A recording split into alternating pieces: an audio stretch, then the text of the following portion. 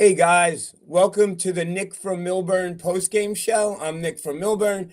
I'm joined by my co-host Frankie A. Frank, how you doing tonight? All right, Nick. How you doing? I mean, I could be I better, mean, but again, I don't know if you ever one of my all-time favorite movies, even though I'm a Yankee fan, is Fever Pitch. And Uncle Carl took Jimmy Fallon to a Red Sox game, his very first game, and and the Red Sox won, and Jimmy Fallon had like this look of joy in his eye, and Uncle Carl looked at him and said, "Be careful, kid, they'll break your heart." And with Seton Hall, every time over the last, whatever years, where are we 14 and 2, and now we're in the midst of a 4-game losing streak. And we went to DePaul today, and we lost 67-60, and our offense just isn't there. Well, I mean, let me just throw some stats at you guys. Last year we averaged 61 points a game, which was next to last in the country. Next to last in the country in offensive output. This year, going in today's game, we're doing 72.2 points a game, but the last 3 games, which we lost all of them, we're down to 63 points a game. So we're not going to win many games. Our defense is still solid. You hold a team to 67 points on their home court, you're going to have a shot at winning, but couldn't do it. Just couldn't do it. Frank, what are your thoughts? What's going on with our offense? well, that's a great question. I mean, and what we scored 60 points, but only 20 were in the first half. Right. And you know, I posted on the Facebook page that you know, I mean, it hurts when we dig ourselves these holes, but Bud Clark, he kept us in the game in the first half. I think he might have been tiring in the second half. The bigs, they are what they are. Rivera plays really aggressive, and I like how he goes to the rim, but a lot of times he's having trouble finishing. He goes, but he has the courage to go to the rim. I wish everybody else did. A lot of people look timid, but those 5 guys, the non-bigs, Simpkins, Williams, Fisher, Parker, Stat McRae, they were 2 of 16 in the first half, which led to us only scoring 20 points and digging a 10-point hole. And it's hard to come back from that, especially when you have to constantly press. That tires you. And it led to many open breaks. And DePaul was really good at capitalizing. And the announcers, that's one of the things they said that, they were 100% right about was, they led using the stat of alley oops. They were one of the better teams in the country. And, once they break that press, get past midcourt, we were in trouble. Real quick before we start getting people on, Adam Bud Clark, 6 for 14, 14 points tonight, and they said he was still beat up, playing with a one leg basically. We had talked, Paul and I, about Simpkins maybe starting. He comes off the bench, 14 points. Again, tying Clark for the lead. Payne and Hines, 5 points, and Godswill, hasn't had a point all year. I mean, I know. so our bigs when they don't produce and we're not hitting our outside shots, where are we going to get some offense from? Christina, who do we have out there? Want to put Matt on? Matt, are you there?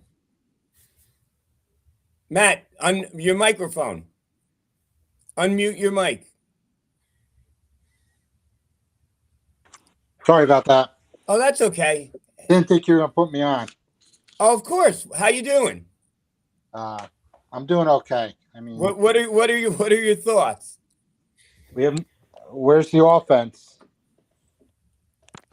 See, right, and I'll be rhetorical. Where is the offense? What are we going to do to right the ship? Where is the offense? How are we gonna turn this around?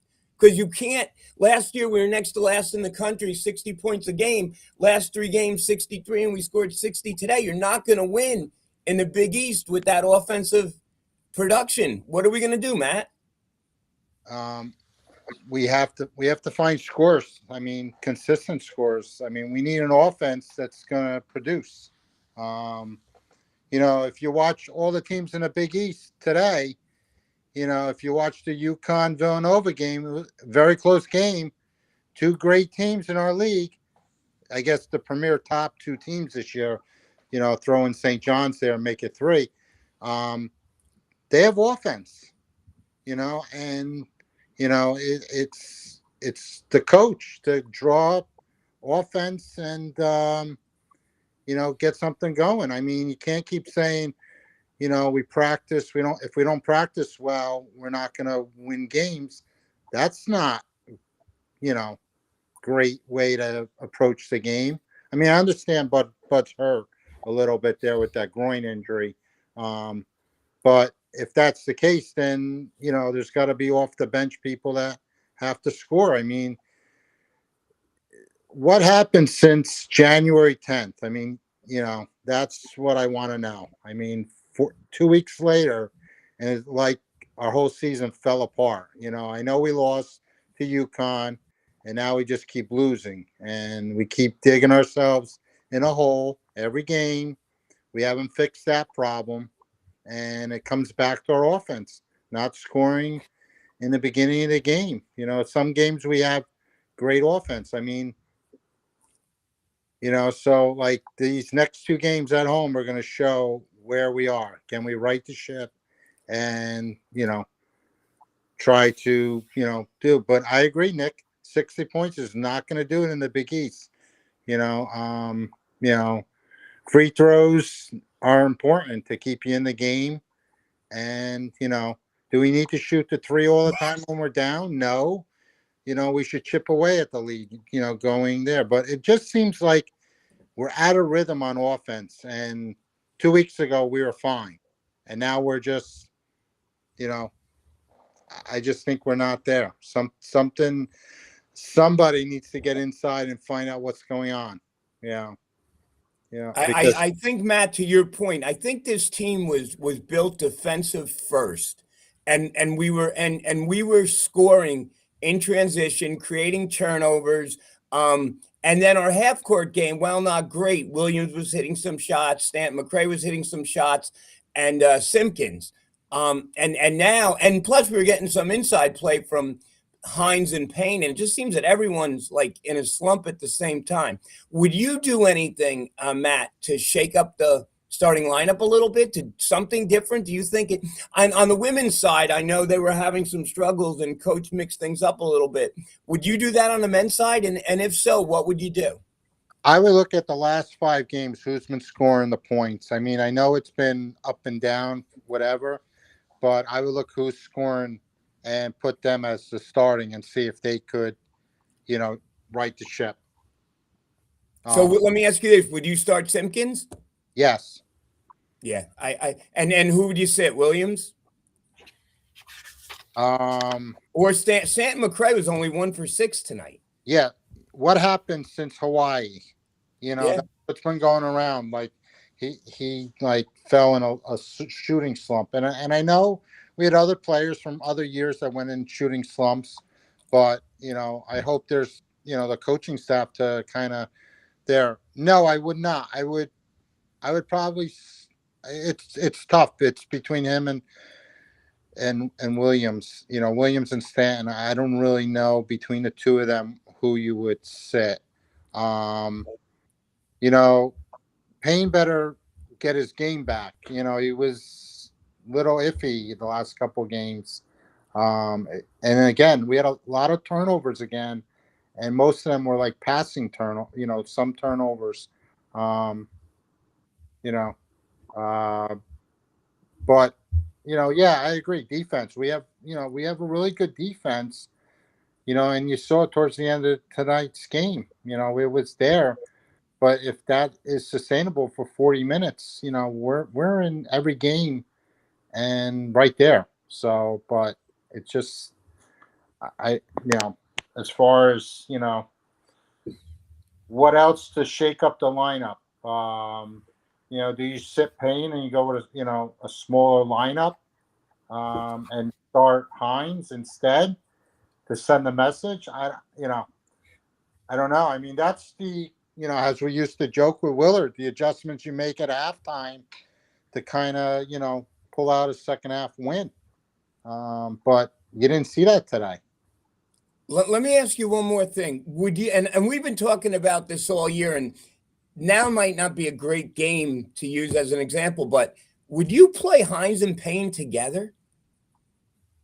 I mean, he hasn't all year. And at this point, what do you have to lose? If it's going to shake something up, yeah, try it for the first 5 minutes to the first team. Yeah. If it doesn't work, you go back to your thing. Yeah, sure. Why not? I mean, you lost 4 games now, in a row. So, yeah, lineup shakeup might work. And playing Hines and Payne together, sure.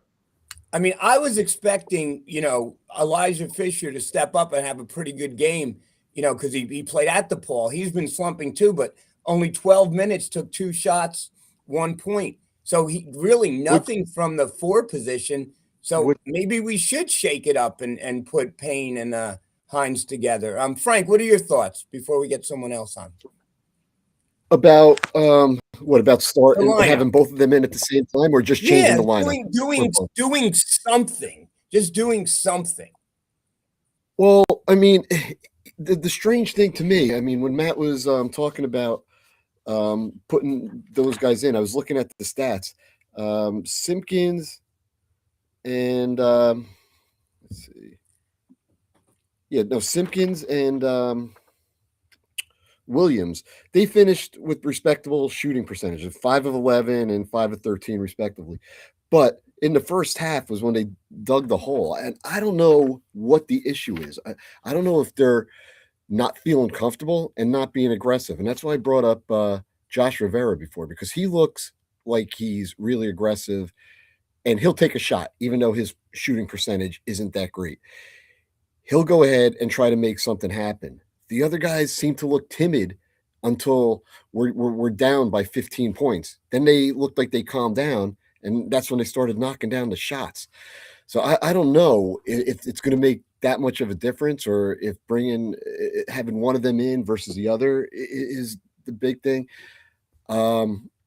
As for having both of the bigs in at the same time, Hines ran into that trouble in the first half too, which is confusing. Picks up 2 quick fouls, and they sat him for the rest of the half. And I don't think he picked up any more fouls in the second half, but it's hard for him to go the whole second half, and it's obvious that Shaheen has to try to make some changes and try to get things to work. These holes, and one thing that Matt said, it's not like we just started digging these holes in the 4-game losing streak. We dug those holes, but we're fortunate to come out with wins against Marquette, Georgetown, Creighton, So it's nothing new, but you can't keep expecting to fall down by those double digits, like the announcers kept saying, and think you're in a comfortable place. That's going to come back to bite you. All right, Matt, do you have any? Did we lose Matt? Matt left. Christina, Matt, do you have any final thoughts before we let you go? I mean, Goswell's back, but they said he hasn't scored any points. Right, all year. All year. All year. So and I get it, when we were winning, we didn't have him, but now, and then, now he's back in the mix, but he's not really being used as much. But when he gets in there, he's not in the flow. But like you said, is if our team's built on the transition and we don't have a half court offense, then we need to work on that, because we need to fall back and have that as a go-to like other teams. Otherwise, right. We're never going to score the points we need. But yeah. So I actually got to run anyway. But it was nice to chat with you guys. Yeah, come on, Matt. Come on anytime. We do this after every game. We appreciate you coming on. Thank you, buddy. All right, take care, Nick. Go Pirates. Go Pirates. Yeah. So the thing is, Frank, in life, right? bad things are going to happen to people. You're going to have adversity. How you react to those bad things define you as a human being, and it defines a team. So somebody on this squad, and I don't know who, Clark was trying to pull everyone, sore groin and everything else today along, and he did the best he could. Somebody's going to have to step up. If not, the season's going to be right. Let's face it. If we lose the next 2 games, it's not going to be what we're all hoping for. So somebody and coach can't go out there and hit the shots for him. And again, we were averaging 72 points a game. We scored 72 points tonight. We win. We scored 72 we win. Last 3 games, 63 points. So we're just in an offensive funk, and I don't know, how to get out of it. Christina, who else do we have? Pop someone on. And while we're waiting, Tom's on. Yeah, go, Frank. Then we'll get Tom.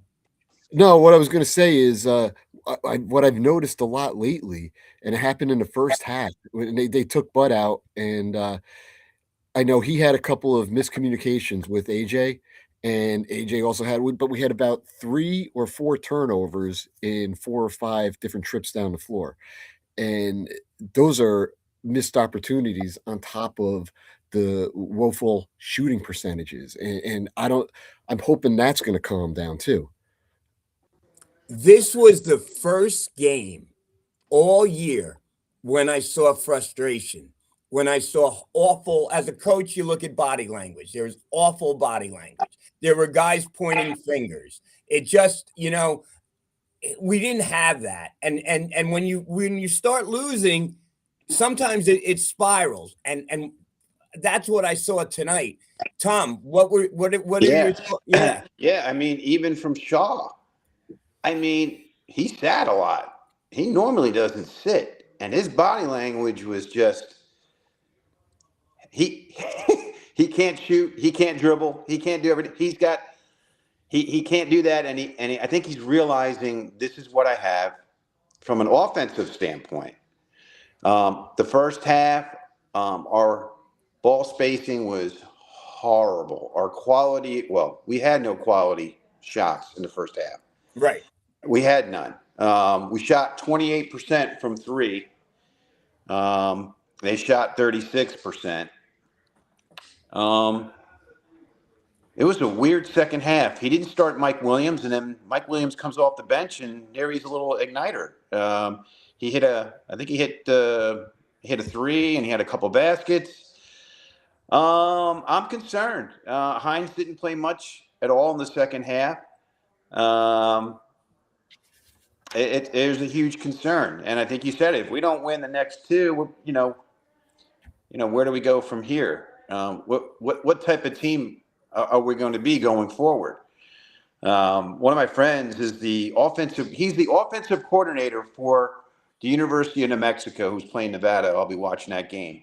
His Okay. name's Tom Tankowitz. Okay. He coached at UC San Diego that went to the tournament last year, and right now New Mexico is 14-4. They're on the verge of making it.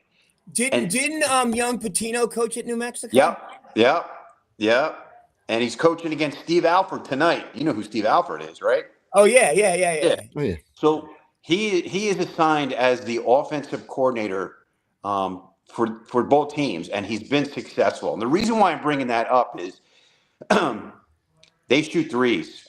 Shoot threes, and they have an inside presence. They went and got 13 new guys, brand new, because Patino kind of wiped that bench and brought players over, and guys left, and NIL. I really think Shaw needs a Tom Tankowitz there to coach, to bring in the right players from an offensive standpoint. Tonight was hard to watch, guys. You saw it. There's a lot of frustration on the court there. I don't know if this is fixable. I don't know. We don't know what changing the lineups. He brought Rivera. He started Rivera in the second half, and then we got a little, bump right off the bat. But Hines didn't play. the offense doesn't go through Hines. Now we had a 7'2" center there. I mean, that they were playing against, but I would like to have seen that. And I've been saying this for weeks, Nick. Throw a little zone in. Yeah. Throw a little zone. We talked about that. We talked about that the other day, Paul and I, on Paul's pregame show. It can't hurt, right? It can't hurt at all. Mix it Why up. Why isn't he looking to do stuff like that? I don't know. If we lose against Xavier, it's probably going to be NIT. My gut right now, after watching this game, I don't know if we're going to win any more Big East games. I don't know. Just looking at walking off the court, I'm concerned. Just going forward, but I don't know. This was a really bad loss. It's frustrating, right? Because we all said, okay, we lost to UConn at home. We lost to St. John's at the Garden. But we played well against St. John's. We were up. So, Butler might have been a fluke. But this game, we needed this game. Yeah. Oh, yeah. And we didn't deliver. So, and I know you guys are both coaches here. If you had the reins tonight, going into the second half, give me your starting five. Going into the second half. You want to take that, Frank? Well, being shot, I would have just I would have started the same way, except maybe I would have just kept it the same way.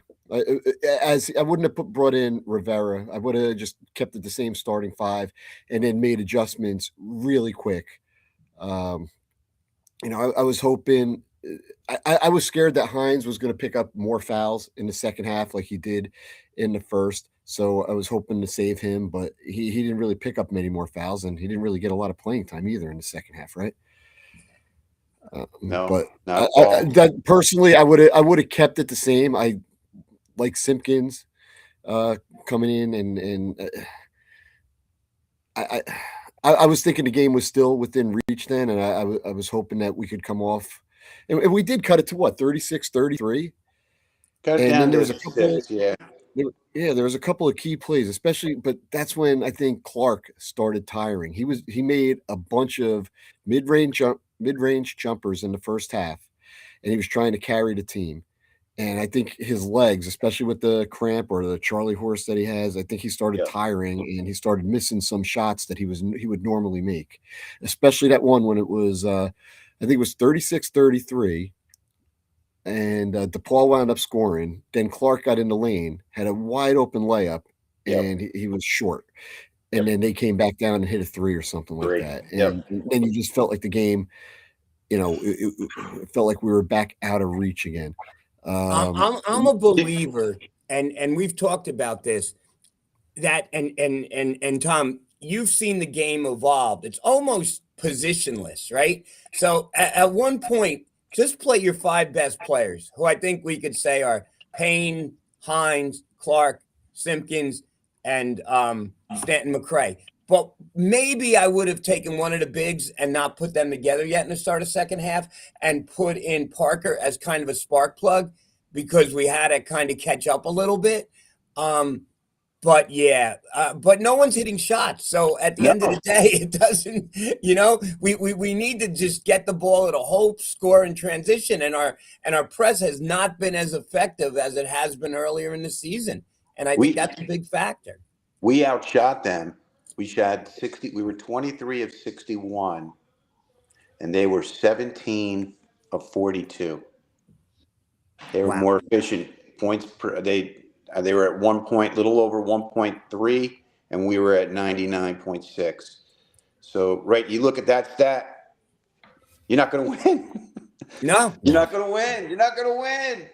No, and I think their big guy, who's still developing, who's a work in project, but Fabian Flores, he missed their last game. I thought he was I don't think we knew how to handle him. No. I just think he was altering shots and everything. I mean, Fabian we have Flores trouble with height. Only scored 4 points. He made a huge contribution in his 21 minutes. Fabian Flores. Wow, wasn't expecting that at all. No, but I thought in the first half we were playing fast, just too fast. and out of control and trying to get into lane and make things happen. And it didn't happen at all. But we've got to be able to, and Clark, he started to do that. And even the announcers are like, yeah, you got to drive the lane and kick it out and get a quality look. Who did that a little bit late in the game. So we got Wednesday night. That's a home game. Are you guys going? Yeah, I'm going. I'm going. Okay. Well, whether we're supposed to get like the greatest snowstorm, Yeah. who knows? Ginger, if you listen to Ginger Z or Danny Beckstrom or whoever else is saying this, who knows what we're gonna get? But we're supposed to. The governor said stay off the roads. The new governor said stay off the roads tomorrow. So yeah, but we'll the game's see. Wednesday. I know, but I know it should be. But then it's supposed to be butt cold for like the next 10 days. Yeah, we got an ice storm here in North Carolina, so the golf courses are closed, Nick. So there's no golf for the next 10 to 14 days, which is horrible. It started already down there in Raleigh? Yeah, we got a little ice that started. So ice is worse than snow because and it's going to be cold, just like you guys. It's going to be the high of 31, 32 for the next 3-4 days. So it's not going anywhere. I don't know. I was this game really. I was, I got everything prepped for this snowstorm.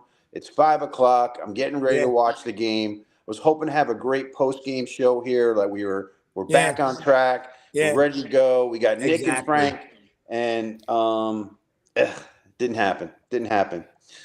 All right. I mean, one thing that I know, Tom, you sound like I feel. That's the best way I can just describe it. You sound like I feel. Frank, you got something for Tom before we let him go? Well, I mean, one thing I just wanted to say is I think it's obvious that the team is capable of playing with anyone. I mean, we were crunch time down 1 against UConn, and we were up 15 against St. John's at the Garden. But we're also capable of losing to anybody in the Big East. You know what? Look at Villanova. I mean, UConn. They're 9-0 now in conference, but they had to go to overtime with Providence Villanova, and Villanova. And Villanova. But so they're struggling with whoever they play. They didn't blow out DePaul either. No. DePaul can't be. They're not the old DePaul. They're not the 0-20 DePaul from a couple of years. No, they're not. They're not. We're not going back, 3-4 years and behind that because they were horrible back in the day. Right. Going in and playing Xavier, coming in here. Xavier is playing really well right now. They won. Scary. I know. Very well balanced team. Yeah, and Tom, I know you made the comment that sometimes you think we might not win another Big East game, and the scary thing was when they showed our next 5 games. That's what I looked at. Yeah. That triggered me. If we continue we got to start getting some of these. Hopefully, we get 1 or 2. Just like Nick said, if we don't score 72 points a game, I mean, you saw the first 10 minutes, we were in single digits. I'm going, what the hell? Are we going to go over 40 for the game? What the heck?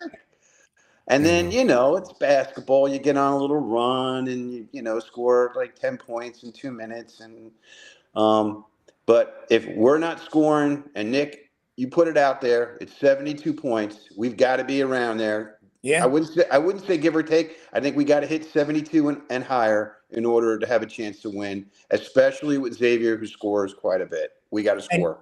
And Tom, we're talking 72 points, right? That gets us 245th in the country at 72. Okay?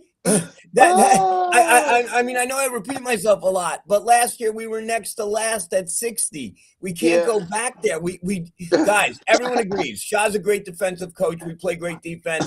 We hustle. We never give up. That's fine. But we need to score points. We just need to score points. Hey, watch the second half of New Mexico and Nevada. They're on FS1. I'm gonna go. I'll watch. Starts at 8 o'clock. Watch that. They've got. I'm gonna watch that after the show. 3 point. They shoot 3. It's gonna be a good game with Steve Alford. So hey, great show. Thank you, Tom. Love you guys. Take care, brother. Thank you. Bye, Tom. Take care, buddy. Before we get Bill, we're gonna get you on right now, but put that question up, Christina, from Sweet Lou Monaco. Frank, you want to read that? Yeah, it said Shaw during the post game. I don't recognize this team. He also called out Bud Clark, which was eye opening. And I didn't hear the post game, and I didn't know he said anything about Bud, and I'm not sure what it was. Maybe I don't know if Lou could shed a little bit more on that. Or if anyone else has any other thoughts on that, because I know that they were going back and forth in the first half, but I also think that kind of lit a spark under Clark, and he was our offense at the end of the first half. Second half, not so much. So I don't know. Was it a coaching tool just to light a fire under him, or was he frustrated and he shouldn't have come out in a press conference and talk? I don't know. I didn't see it, but anyone else have any more information on that? Yeah, Mike Pilardi, terrible loss. Mike, anything about the press conference and Shaw making some remarks about Bud Clark? We're hearing some reports. Frank, you want to read this one? Yeah, sure. From Brian Webster. Hey, Brian.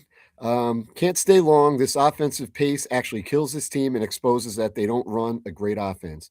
They need to make every game hectic. Right. We've been saying that they need to score in transition, but again, they don't run a great offense, but we don't have great shooters. I mean, we don't.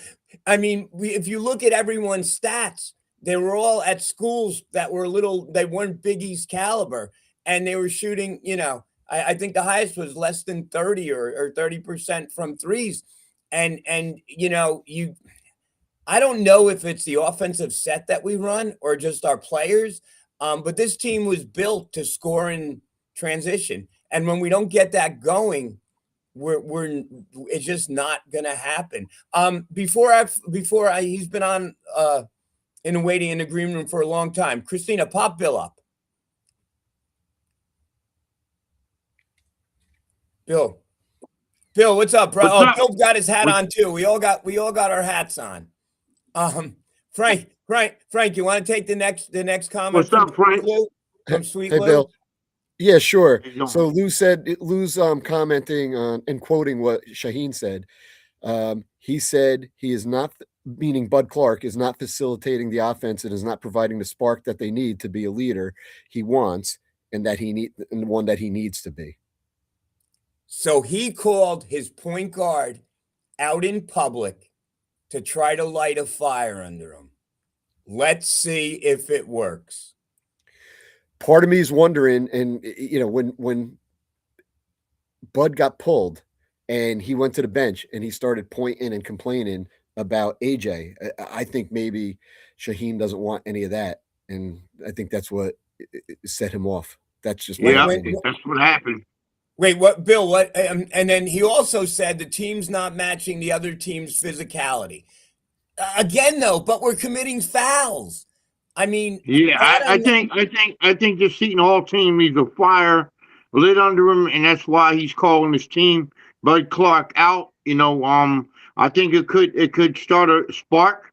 We're going to see, but in reference to today's game, my opinion, I think Seton Hall needs to stop turning the ball over.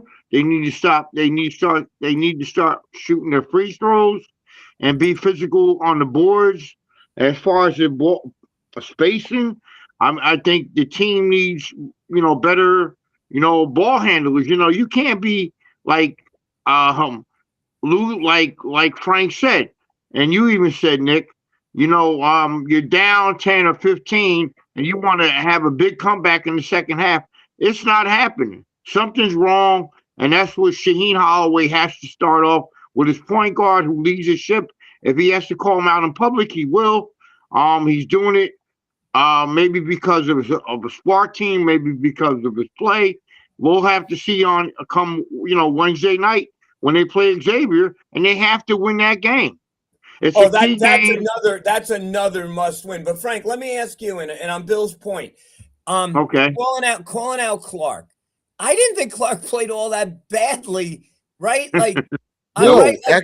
I mean, he led the team in 14 points.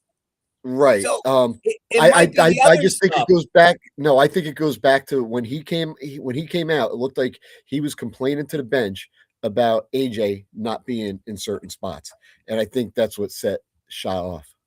That's just a guess on my. That's my opinion. It's a wild guess. I saw they showed the bench, and I saw Yep. Coach I seen Whalen, it who too. I love, Ryan. Ryan walked over, calming influence, was talking to Clark, and Clark was paying attention and listening to him.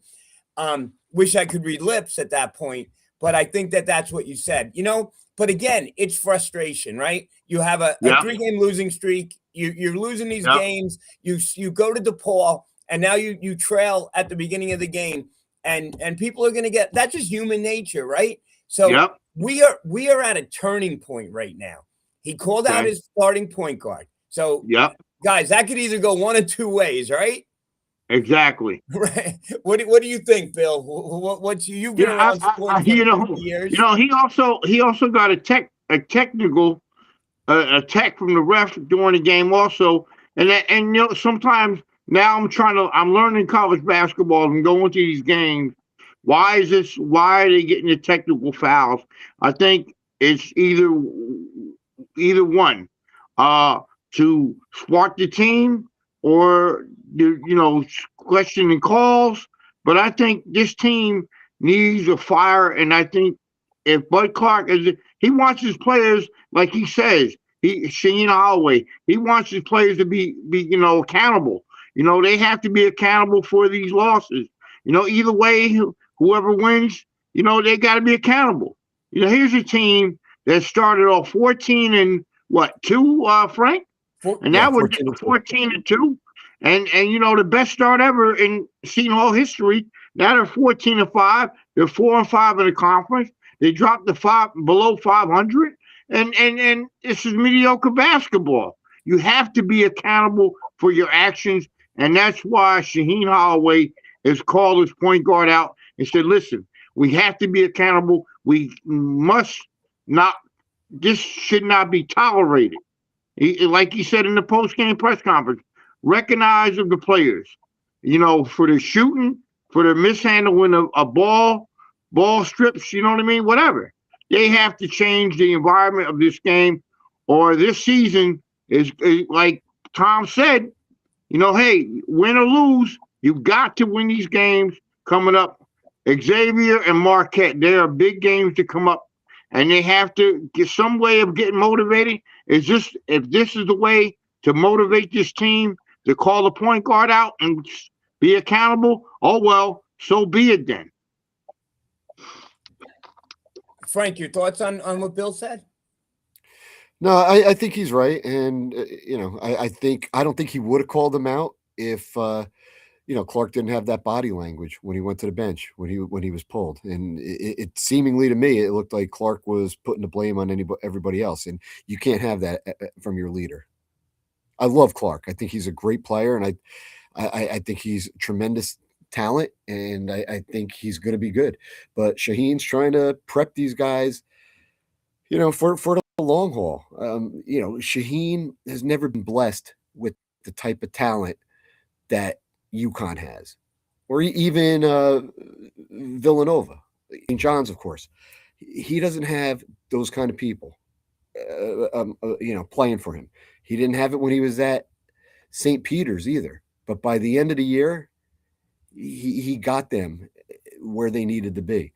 So that's why I'm not really giving up hope yet. And at this point, I really wanted to be or win at least 2 of these last 4 games and stay near the rankings and hopefully get a better seed in the NCAA tournament. Well, we went from a top 25 team. Yeah, we're off the bubble. Over a week, and now. We're not even on the bubble right now. We might, if we keep this up, we might be on the bubble of the NIT. I hate to say it. Right. But and it's just such a turnaround. But the things, the way things turned around that way, they can turn around the other way too, right? Exactly. And that's my point. Shaheen could get him to that point where all of a sudden this free fall ends, things get stabilized, and then maybe they get hot at the right time of the year. So Bill made a great point, and I got to get on my soapbox a little bit. So he talked about the technical. I don't think that was planned by Shah, because at that point of the game, No, it wouldn't have no, it wouldn't I have, don't it think wouldn't have so made either. sense. And that official, I did some research, was Paul Zelek, Zelc, who called that. He's primarily a Big Ten official. He does work some Big East games. Okay, I think he did 6 Big East games this year. So you Okay. want to hear this man's schedule? Because that's my thing. These guys work too much. 120, he worked Minnesota, Ohio State. 121, he worked Creighton Xavier. 122, he worked Robert Morris, Milwaukee. Probably, a lesser league, but he still worked. 123, yesterday, he worked Butler Marquette.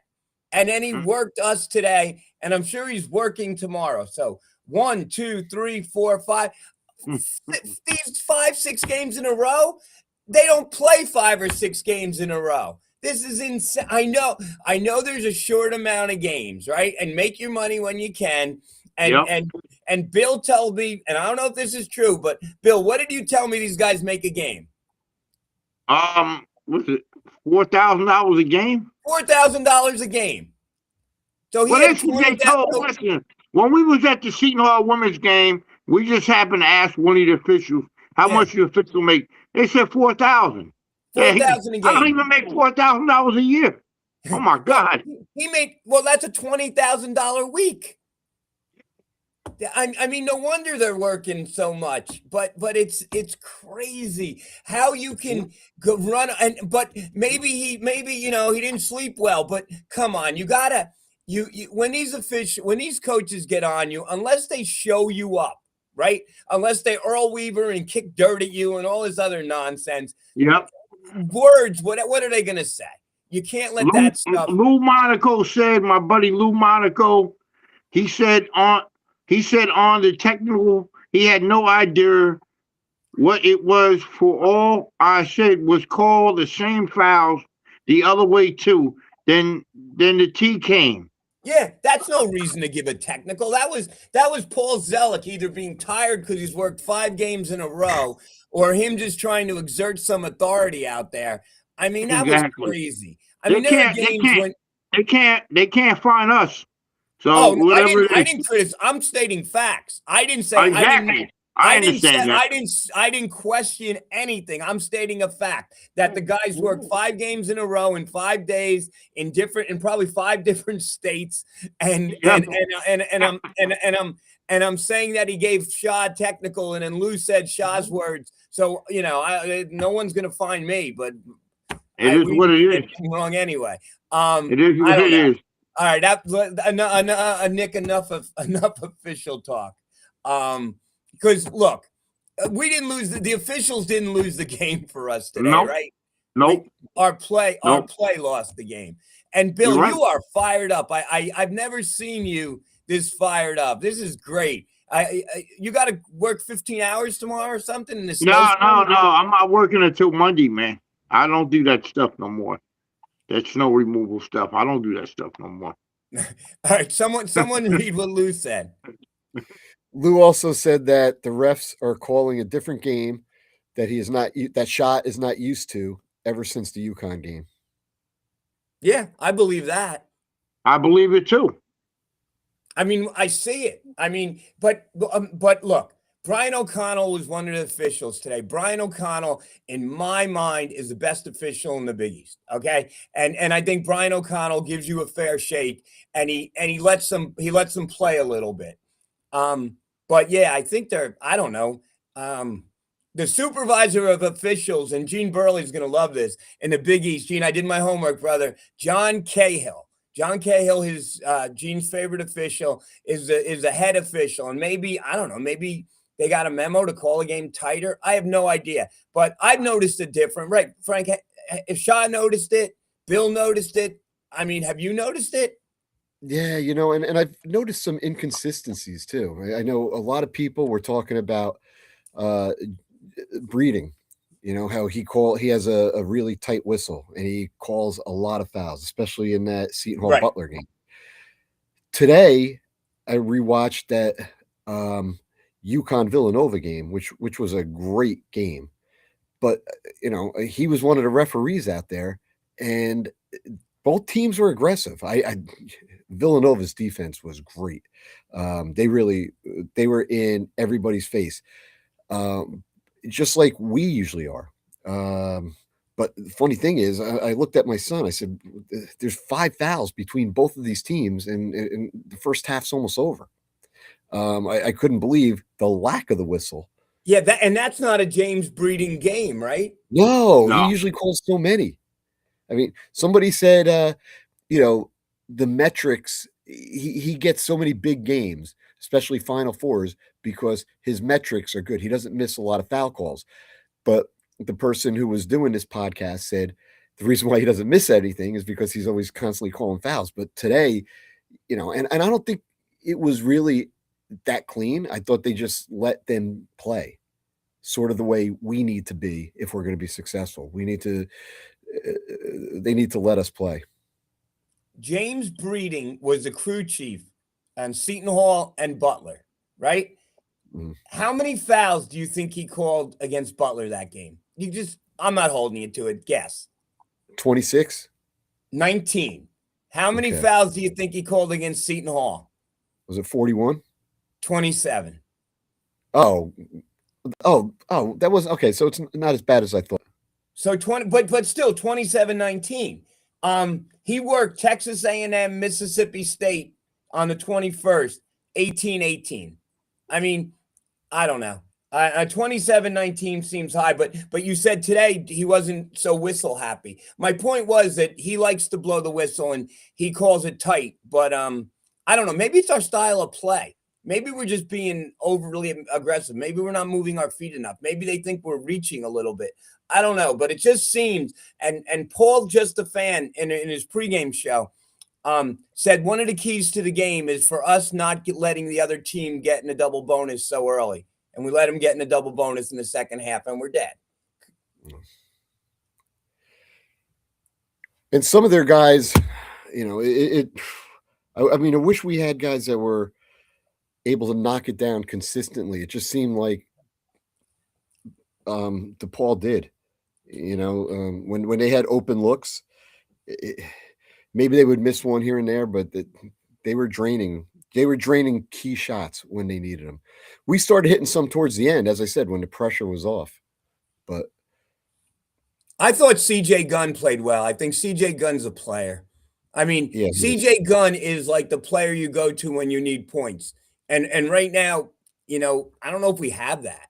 We have a point guard who thinks he has to score first. But we don't have that offensive.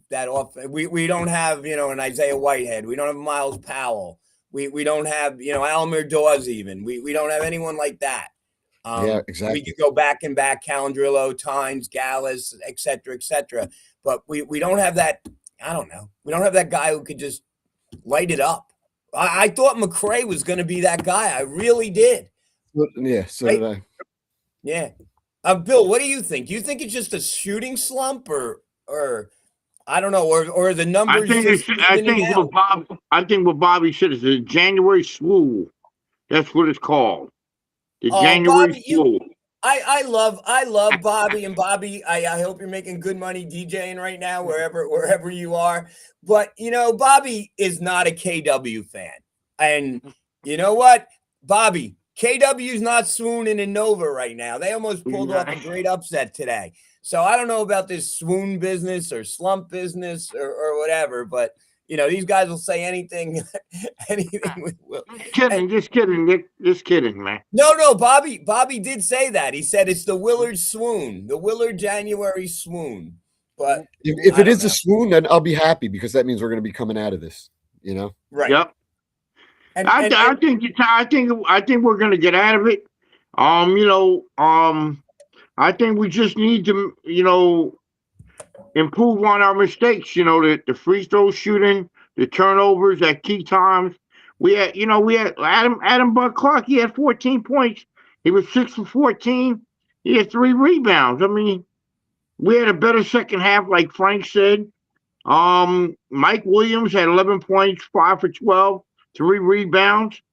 JJ Simpkins had 14, 5 for 11, you know, we got to see what happens. We can't what you call abandon the ship now. You No, know, no, we never. Wait, you got three guys in here with 150 combined years of Seton Hall fandom. yep. No one's abandoned any I, ship. I know. No, Just nobody. I'm just making the word up. You know, No, but keep the rhythm going. there are people. I mean, who Yep, are they are. abandoning the ship. There's fair weather fans. They are. There's They are. people that at the beginning of the year, oh, Seton Hall stinks, and then we got on a good roll, played well in Hawaii. They're the Oh, now best they're on the favorite. You know, the bandwagon. best team. It's like the best team money can buy. You know what I Right. mean? And now they're off the bandwagon, and Yep. hopefully, but I stay on the bandwagon. I stay like this, level, like you guys. There's ups Yeah. and downs, but you just got to Yeah. stay even keel. Christina, put up Sweet Lou's latest comment. This is an interesting one. Frank, you want to read it? Yeah, sure. Okay, so this is from Shaheen. The toughest part for me is we're not matching other teams' physicality, and that's bothering me because that's who we're supposed to be, and other teams are out toughing us. And then put the one before that, Christina, up. I like that one. That one I think was interesting about the game plan. It's too long. Well, put it up. Put it up. Frank can read it. Go. No, it doesn't put the whole thing up. Oh, read it then. Yeah. Hopefully I don't wake up any babies. Everything was one-on-one, Holloway said. Everybody now, they start getting with their people, and their people are telling them they need to start doing things. Nobody listens to the game plan. I don't recognize this team. I don't know this team. We're not playing like a team. We're not playing like Seton Hall. He added, we spend a lot of time on scouting report and prep, and for these guys to go out there and act like we're not a team and don't have organization, it's tough to watch. Wow. He just called his whole team out. Yeah. Wow. And that's the frustrating thing about basketball nowadays. When anybody could transfer at any time, it almost reminds me of what youth sports are like whether it's AAU or high level club soccer or AAA hockey. Yep. You don't like the team one year, and then you start pointing your finger and you go, all right, I'm going to go to this organization. I'm going to go to that organization. I agree with Frank. You know, I think Holloway's method of madness is like you making this team accountable. Bud Clark, AJ Stanton McRae, whoever, Elijah Fisher. You know, this would have to be done. If you're calling your team out, your team has lost 4 in a row right now. 4 in a row. I think it's needed. It's needed, and we'll see on Wednesday what type of results this will bring. It can bring a negative impact. It can bring a positive impact. That's right. We don't know what goes behind the scenes, but Right. you know, like you guys, like you coach basketball only for a very long time. You have to call the team out when there's no boundaries of Adam Bell Clark. You have to call a guy out, Stanton McRae. It's good criticism, but in a way, you have great leadership. These guys are a good team, but they have to make it better when during the week of the practice to get it ready for Xavier. They have to improve on their mistakes. On Bud Clark, this is from Shaheen again. He's not playmaking. He's not getting everybody involved like he once was. These guys, everybody is trying to do it themselves. And in this league, you can't do it by yourselves, especially when you don't shoot threes. That's exactly right. And you got to remember, this is coming from the guy who's the all-time assist leader at Seton Hall, one of the best point guards in the history of Seton Hall. He knows best. Yeah, he knows what he's talking about. And if I'm a point guard, I'm going to Seton Hall because I wanna listen to Shaheen Holloway. But here's the flip side, and we studied this team all summer. Yeah. Bud Clark was not an assist-first point guard at Merrimack. He was a score-first point guard. And Shah said he was going to have to, change him of that a little bit, and he was. But now he's going back, you have a little adversity. He's going back to his old habits. And here's the other thing that, Frank made up a great point. when my daughter Jess did club softball, we basically stayed, I think, with the same club team 3-4 years. It was a nice fit. But there were people that, whatever reason, they didn't like this club team. Then they went to another club team, but then they didn't like that club Exactly. team. And then they got 4 different. So, you got to look in the mirror. Maybe it wasn't everyone else. Maybe it was you, right? Exactly. Like You're everybody right. can't be wrong, right? You're right. I don't know. We're at 55, and we're not going to keep it under an hour, but that's fine. But let's talk about the women. Were you there, Bill? Yeah. Let me get them. Let me get your the final stat sheet. I'll run it by real quick. Yeah, do the numbers real quick, and then were you at the press conference? Well, I was at Gino came down, but Tony didn't come. Because he was so he wasn't a little match. Matt Sweeney said he was under the weather, so they only entertained Gino today. All right, so tell me about this. Do the stats, and then tell us about Paul Justafan's favorite coach, Gino Auriemma. All right. So what we'll go by is for Seton Hall. The final score was 92-52. Mariana had 18 points, 8 rebounds. Savannah had 13 points, 4 rebounds. It wasn't much scoring for Seton Hall. Turnovers, paint 16. The bench points only 10. I guess here we go. Free field goal 17-55. UConn was 35-60. So let me go to UConn. Sarah Strong had 17 points, 6 rebounds. AZ Flood had about 16 points, 5 rebounds. Heckler had 11 points, 3 rebounds. They were 35-60. 3-pointers, 11-29. Seton Hall was 5-25. UConn out-rebounded Seton Hall 32-31. Seton Hall turned over the ball 27 times. 5 block shots. And 13 of 16 free throws. UConn was 11-12. And final game stats 17-55, 30% for Seton Hall, and 35-60, 58% for UConn, and free throws for UConn 91.7, and free throws for Seton Hall 81.3. So I wasn't there, but just fill me in real quick. Was Felicia there? Oh yeah. Yeah, my girl Felicia was there. Was Bobby there? Yeah, Bobby was there. Okay, so you guys all went to the press conference, right? Yeah. So what did you take? Okay, did you ask Gino a question? Yeah, I asked him about the his rebounding, and he rebounded Seton Hall 32-31. He just basically said that they need improvements on rebounding. They need improvements on rebounding? No. It was just like, they won by 40. Yeah.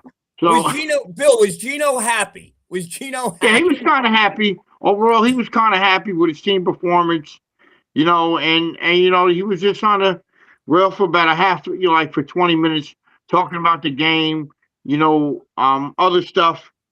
It was a good game by UConn, but Seton Hall turned over the ball 27 times. So Gino wasn't in a hurry. Gino wasn't in a hurry to get back to Stores. No. Nope. He sat there and answered questions for 20 minutes. Wow. Yep. I mean, are they going to lose this year, Frank? Is there anyone that can beat them?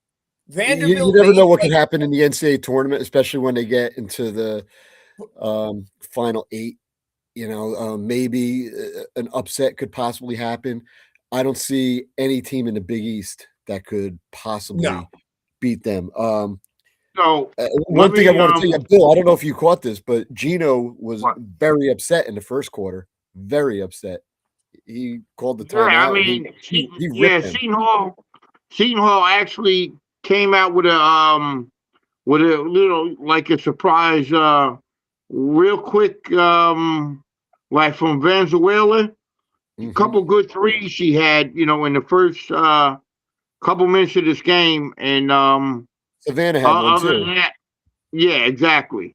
And he was a little upset, but it needs to improve. You can't be turning over the ball 27 times against top ranked team in the country. As Bill, far as the women. that was going to be my question. I mean, 27 times, but is that unavoidable? I mean, how could you Right. not turn it over 27 Against that times against team. that defense? Right. That Right. defense is suffocating. Yep. They are Right. they are too good. They're no matter what or how anyone could prep our Yep. squad. I mean, their defense is too big, too strong, and too quick for us. I You're don't know right. how we can do any better than 27. So You're right. here's the thing, and with Gino, they just, I mean, they are in a league of their own. They are Yep. just so solid. I mean, it's like last year we lost to them at home. I don't know what it was with Page, like 30, 35, 40, whatever it was. And I'll never forget, and I'm not going to say his name because I like him, called Hallline, and he's like, oh yeah, Tony got out coached. I'm like, Hank Iba, I mean, Red Holtzman, Hank Iba could have been coaching Seton Hall. Like, you could have switched benches, right? Like, let's be honest. If you took Tony and put him on UConn side and put Gino on Seton Hall side, you're getting the same results, right? You're right. Like, basically, in-game coaching, it doesn't matter when you have that level of talent. So let me ask you guys this question, because Bill, you follow them, and Frank. Are they better than last year's UConn team? Go ahead, Bill. Yeah, I mean, yeah, they're athletically, they were more athletic. They're a more athletic team this year, UConn. I only seen them today in person, but I follow college basketball Yeah. in general. They're kind of they're athletic team. You know, they were more athletically today against like Frank said, they suffocate you when you get the ball coming down the court. They actually surround you and swarm you, and they click the turnovers. And matter of fact, they had 46 points from turnovers in the paint, and they had 45 from the bench today. So they kind of outmatched Seton Hall today. Yeah, you talk about their bench. That's the funny thing. I think Bobby said, when Mariana Valenzuela had that great first quarter, Yep. how she should be a first teamer in the Big East, and Okay. I was about to give the thumbs up, but then I'm saying to myself, wait a second. UConn's whole first team should be. I mean, Right. yeah, Right. they should be first team, and then even their second team could start on almost every Big East team. It's crazy. How do you lose Paige Beckers, who was the WNBA Rookie of the Year and arguably soon to be one of the best players in the WNBA? Yep. And you're better. Like, that is mind-boggling, right? Like, they don't have down years. I mean, that man is amazing. He really is. And whatever he's Gino. Kids want to play for him. I'm sure their NIL fund is solid. All that stuff. They're drawing 17,000 a game, 16, whatever Bobby said. But yeah. I mean, Matter of fact, they actually come the next game. UConn plays. They play Xavier, Tennessee at DePaul, Butler, Creighton at Marquette, at Villanova, Providence at home, Georgetown. Then they end at St. John's on the 1st of March. So I just got a remark from Bill Field. Bill Field is like he's a huge Seton Hall fan. He's like a marketing genius, like seriously, like a tremendous guy. Like came up with all these catchphrases.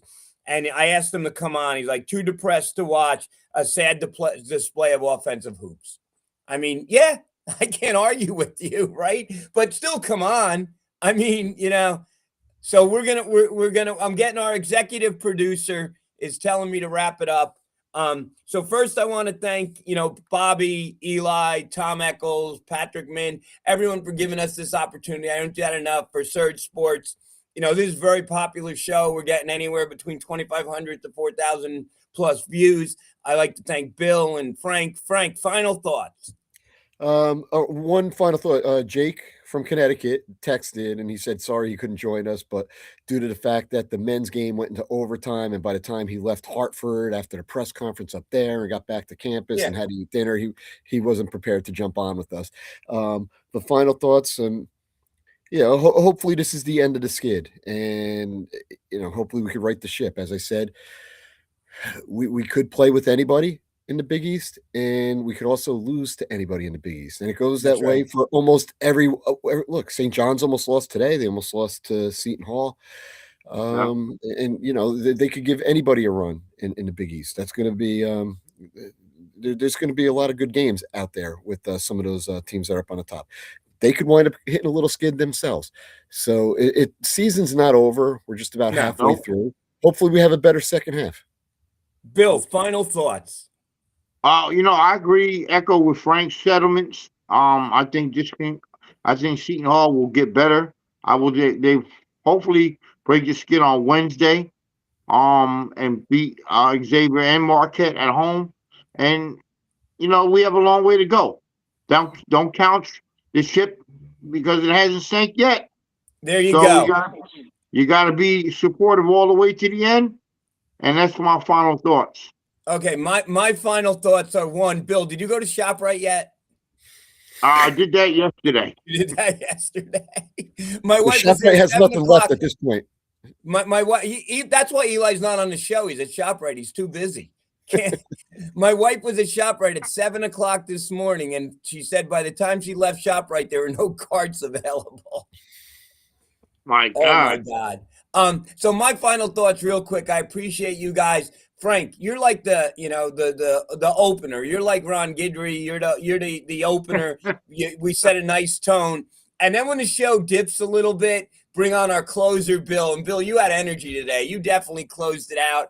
Love you, brother. Everyone, stay safe. Big game Wednesday night. So yeah, we'll do this again Wednesday night. You guys going to the game Wednesday? Yes. Yeah, me too. So we'll, what time does it start? 7? I didn't even check, believe it or not. All right, so we'll figure like 9:30, 9:45. That usually works out. Christina, thank you so much for producing. Solid show. Viewers were straight through. When Bill popped on, they went up a little bit. But anyway, Lou Monaco, Tom O'Brien, Matt P., Brian Webster, everyone else that contributed. Thank you guys. Go Pirates. Everyone have a great night and stay safe. Thank you. All right. Good night, guys.